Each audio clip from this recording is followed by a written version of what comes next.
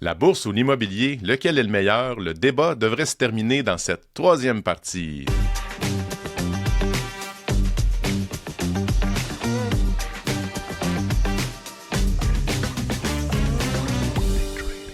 Un chaleureux bonjour à vous tous et à toutes. J'espère que vous avez eu de belles réflexions depuis le dernier épisode. On poursuit toujours dans cette aventure folle où on essaie de comparer deux approches ou deux véhicules financiers différents qui nous permettent de rêver à une meilleure vie, une plus grande abondance, une plus grande liberté. Et on voit qu'on a des débatteurs très passionnés par ce qu'ils font, par leur sujet, et c'est vraiment instructif pour moi. Alors, je ne perds pas plus de temps que ça. On se lance tout de suite dans la poursuite de ce débat avec nos chers et charmants invités. Donc, on continue avec les options de créativité. Yvan en a déjà mentionné, dans le sens que peu importe ce qu'on fait dans la vie, on peut être créatif, mais pour l'immobilier, ça serait quoi, mettons, les musts, là, à savoir qu'est-ce qu'on peut faire pour être, mettons, 2-3 idées, là, parce qu'il y en a des centaines, la créativité, ça n'a pas de limite. Là. Ça dépend du type d'immeuble. Mais mettons, on parle d'immeuble à revenu. Le but avec un immeuble à revenu, c'est de donner de la valeur. On peut dire, je vais prendre un 7,5 que je vais faire 2, 3,5 avec, parce que des 3,5, ça se loue plus cher. Et puis, il y a de plus en plus de monde qui sont enclins à avoir des petites unités. On peut augmenter les revenus. Ajouter des lockers dans notre immeuble, ajouter une buanderie. Parce qu'il faut comprendre que chaque dollar qu'on rajoute à notre revenu net d'opération, c'est à peu près 25 fois les revenus que ça vaut. OK? L'immobilier se vend à peu près à 25 fois les revenus nets. Un business conventionnel, c'est à peu près 3-4 fois, 5 fois peut-être. L'immobilier, c'est les 25 fois. Fait qu'à chaque dollar qu'on augmente le revenu net, on vient de créer de la valeur. Donc, on pourrait réduire nos dépenses. Ça, c'est une autre façon d'augmenter notre revenu net. Donc, si on réduit notre prime d'assurance, on va donner de la valeur à l'immeuble. On conteste notre rôle d'évaluation. C'est peu qu'on donne de la valeur à l'immeuble. Donc, il y a beaucoup de façons de faire pour augmenter notre revenu. Puis, plus qu'on a d'unités, plus qu'on a de chances de créer de la valeur. Si on a 4 logements, on ne donnera pas autant de valeur que si on a 40 unités. Parce que si on a 40 unités, on peut le faire 40 fois notre stratégie. Là. On me suit là-dessus? Oui. Donc, créativité pour la prise de valeur, créativité pour le financement avec des balances de vente d'un vendeur. Pour un vendeur qui participe au financement, c'est une autre façon d'être créatif. Donc, voilà. Continue longtemps, mais... Il y en a un, moi, qui me vient en tête, parce que vous avez parlé de flip, puis là, François, il semble avoir un intérêt, mais quand tu flippes, là, tu ne veux pas faire de réno, là, c'est que tu as le droit de flipper ton offre d'achat.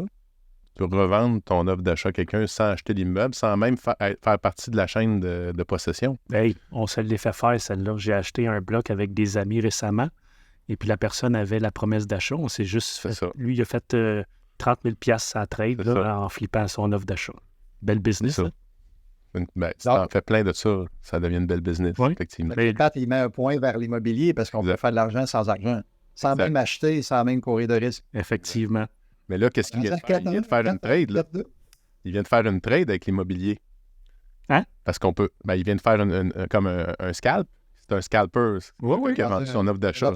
Comme vendre une option. C'est ça, exactement. Fait qu'à la bourse, créativité. Colin, c'est drôle qu'Yvan parle d'options. Moi, c'était une façon créative de collecter de l'argent. Exemple, on a un placement à long terme. On est là pour le long terme. On a acheté comme un 40plex, mais à la bourse, on a acheté du Apple pour le long terme. Puis là, on pense qu'il va y avoir une correction boursière.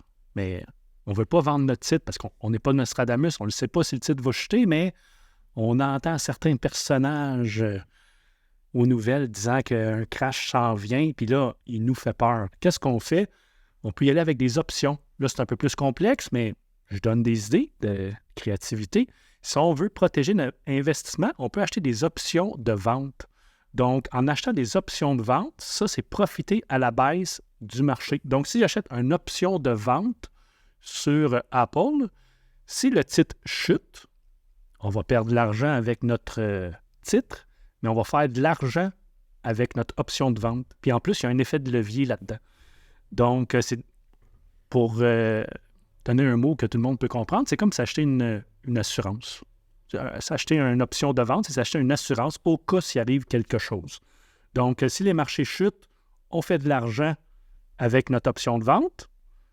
Et puis, si les marchés continuent de monter, on perd la prime qu'on a payée avec notre option de vente, mais on fait de l'argent avec l'action qu'on possède toujours. Donc ça, c'est une façon d'être créatif, de protéger notre portefeuille.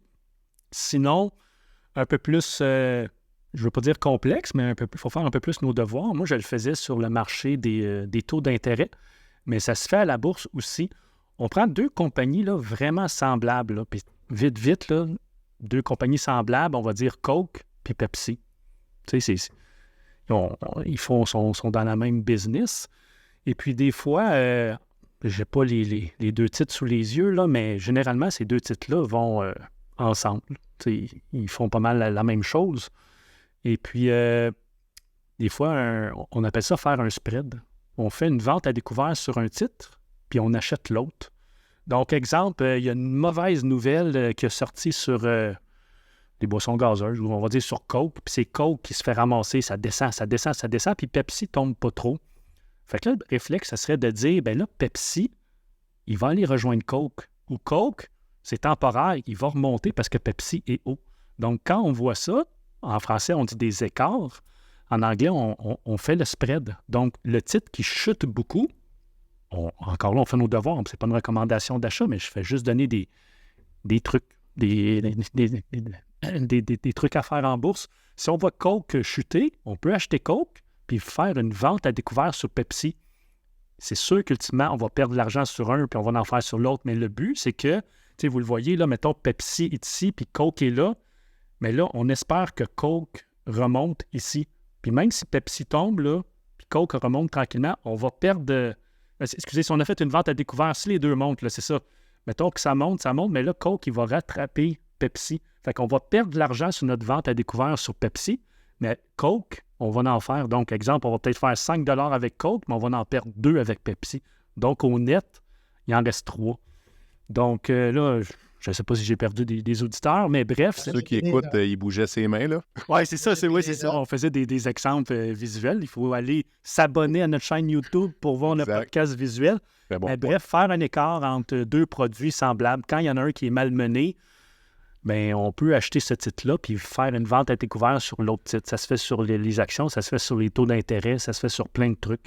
Sinon, un autre truc, des fois, le monde s'empêche d'acheter des titres parce qu'ils sont chers, exemple à 3 000 $ ou des titres qui se transigent comme Constellation, je crois, au Canada, 2-3 000 $. Ils disent, ils ne vont pas acheter ça, c'est trop cher. Dépendamment avec quel courtier que vous êtes, là, je ne connais pas les autres, mais moi, j'étais avec Interactive Broker, puis ils ont des fractions d'actions. On peut acheter une fraction d'action. Donc, au lieu d'acheter une action à 3 000 $, quelqu'un qui dit, moi, j'en veux pour mon REER pour le long terme, mais je ne veux pas mettre 3 000 $, je veux investir, on va dire 500 $. Mais on peut acheter une fraction d'action. On peut acheter 500 $ d'actions d'une compagnie à 3 000 $. Donc, c'est une autre façon d'être créatif. C'est une autre façon de posséder quelque chose que normalement, on n'aurait pas accès, mais que notre courtier nous offre une possibilité de le faire. Donc, en immobilier, on peut faire la même chose. Oui. Bientôt, il y a quelque chose qui s'en vient, c'est la tokenisation d'actifs. Pour comprendre, on achète un immeuble, mettons, 1 million, on met 250 000, la banque finance 750 000, on a 250 000 d'équité morte qu'on appelle, donc la banque ne financera pas ça, mais on peut aller tokeniser notre immeuble puis vendre des portions du 250 000 en question. Puis quelqu'un qui n'a pas nécessairement, mettons, 125 000 pour embarquer avec vous, pour avoir des parts de l'immeuble, pourrait dire, ben moi, je vais l'acheter pour 5 000 tokens. Ah, moi, je vais l'acheter pour 10 000 tokens. À qui qu'on achète ça, ces tokens-là? Ben, il y a des plateformes, là, ça va se faire. Ça s'en vient. Là, il y a déjà une compagnie qui fait ça aux États-Unis qui s'appelle Realty. Realty, ils sont à Détroit. Donc, allez faire vos recherches sur Realty. Ils le font déjà. Au Canada, ça s'en vient et on va passer par des plateformes avec la blockchain et tout ça. Puis ça va être régulé par l'AMF aussi. Ça s'en vient. Ça va permettre des choses. C'est pas encore en fonction, mais il y a déjà de la tokenisation qui se fait sur des terres, sur des œuvres d'art. Il y a des gens qui vont dire, ben moi, je vais acheter 10 000 $ de tokens sur telle œuvre d'art parce que je n'ai pas les moyens de m'en payer une, mais je crois en cette œuvre-là. Donc, ça s'en vient, la tokenisation, c'est une façon créative d'acquérir une portion d'un immeuble. Puis avec je me demande, là, je pense à voix haute, ça serait-tu la prochaine bulle? On ne sait pas. Tu sais, les jeunes là, sont beaucoup...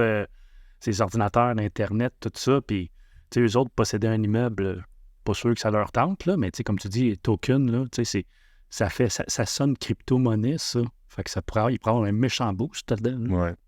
Il y a des risques. Là. Comme dans tout, il y a des risques, mais... Ouais. À suivre. J'ai hâte d'avoir la suite. Exact. Moi aussi, je suis très curieux. Là, j'ai fait un petit cadeau du côté de l'immobilier tantôt avec les flips, là. Mais là, je vais le faire pour la bourse, parce qu'il faut que je sois équitable. Supposons que tu vas acheter un titre, il est à 100 $, mais toi, tu dis non, moi, je veux le payer à 90, à 100 $, je l'attends pas, je l'achète pas. Est-ce que tu vas attendre 4 mois au cas où qu'à un moment donné, il descend à 90? Bien, pour la créativité, avec les options, tu peux vendre une option de vente à 90 $. Tu vas recevoir une prime, tu vas recevoir de l'argent pendant que tu patientes. Puis si le prix descend à 90, l'autre personne, elle va t'obliger à l'acheter. Et toi, tu l'achetais déjà à 90. Donc, tant qu'à attendre 4 mois, tu pourrais, à tous les mois, revendre une option de vente. C'est ça. Pas que le prix demandé. Ça va avec l'option de vente tantôt. Comme tu dis, là, tu collectes une prime. Là. Fait que, c'est ça. Si le titre ne va pas à ton 90, tu collectes de la prime. Puis s'il va à 90, tu es content, tu l'as acheté. Fait que c'est un win-win. Tandis que moi, mon immeuble là, de 2 millions, si je l'attends à 1,8, bien, ça se peut que je ne l'ai jamais à 1,8, puis j'attends un an, puis il va être rendu à 2,2, puis là, ça monte. Là. C'est ça. Mais tu pourrais aussi offrir une option d'achat sur l'immeuble. Donc, une option, on peut faire ça sur n'importe quoi. OK. Fait que ça se fait. Être créatif partout. Génial. On poursuit. Dernier sujet, parce que le temps avance, c'est incroyable.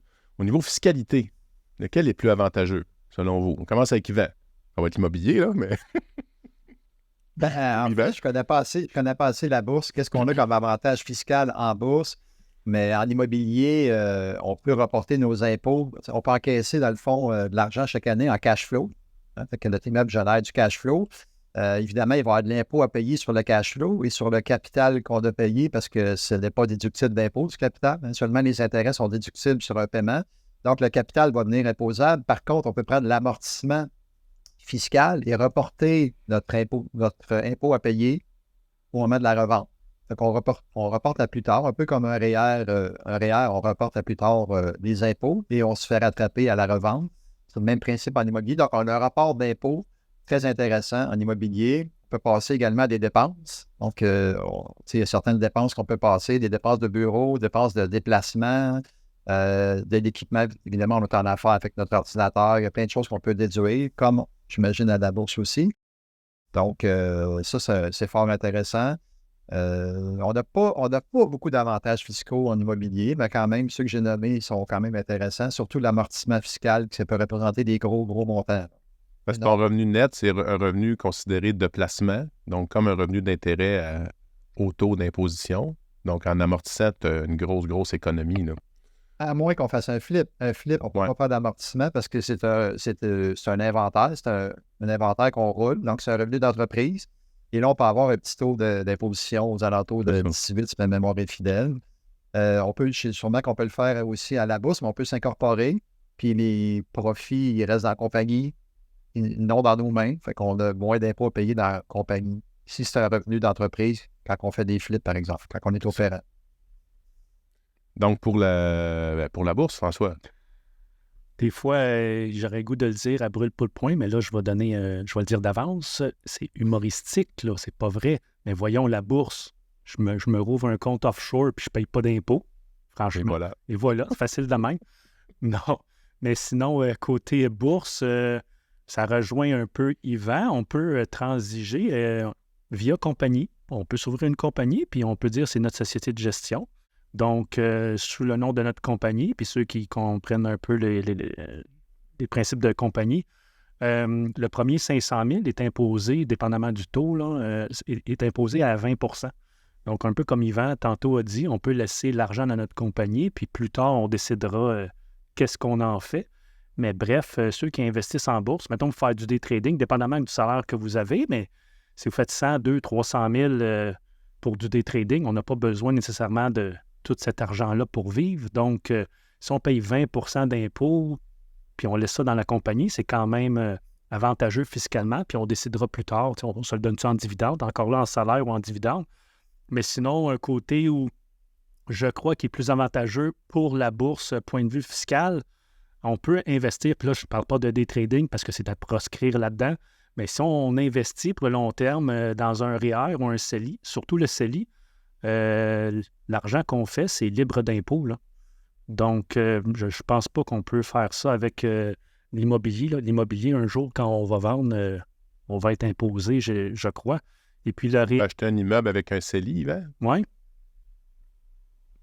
Ben, ça peut être votre preuve de mise de fonds, ça peut être votre mise de fonds qui vient d'un CELI, mais l'argent va sortir du CELI. Elle va sortir du CELI. Je ne suis pas un expert du CELI, mais elle va sortir du CELI pour être envoyée chez ça. Enfin, la bourse, ça marque un point. Attendez, si on a un immeuble, puis notre commerce est dedans. Donc, si on a un immeuble, notre commerce est dedans, on va être capable d'avoir l'exemption de 850 000, si ma mémoire est fidèle. Je n'ai pas le chiffre, ça change à chaque année, mais on est libre d'impôt sur le premier 850 000 si notre commerce est dans l'immeuble qu'on détient. Puis si l'immeuble appartient à la même compagnie que ton commerce. Oui. C'est ça.